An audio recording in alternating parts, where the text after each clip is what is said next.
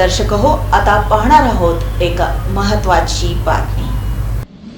पंढरपूर येथील श्री विठ्ठल रुक्मिणी मंदिराचे पुरातन सौंदर्य जतन आणि संवर्धन करण्याचे काम भारतीय पुरातत्व विभागाकडून सुरू आहे।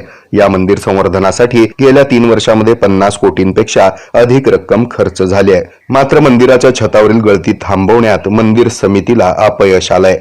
मागील 2 दिवसापासून सुरू असलेल्या हलक्या पावसामुळे मंदिराच्या छताला पुन्हा मोठी गळती सुरू आहे। पंढरपूरच्या श्री विठ्ठल मंदिराचं जतन आणि संवर्धन करण्यासाठी राज्य शासनाने सुमारे 150 कोटी रुपयांचा निधी उपलब्ध करून दिलाय।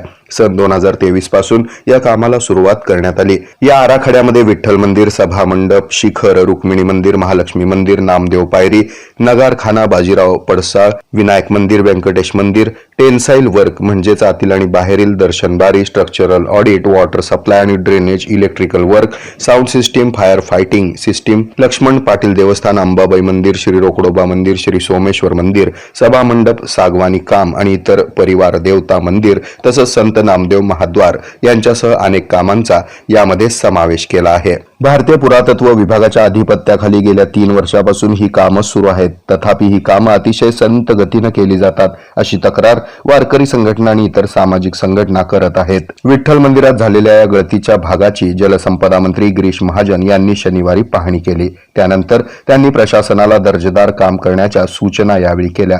याप्रसंगी मंदिर समितीचे पदाधिकारी उपस्थित होते। हे आहे मेट्रोकास्ट केबल नेटवर्क आणि आपण पाहत आहात द न्यूज प्लस बरच काही।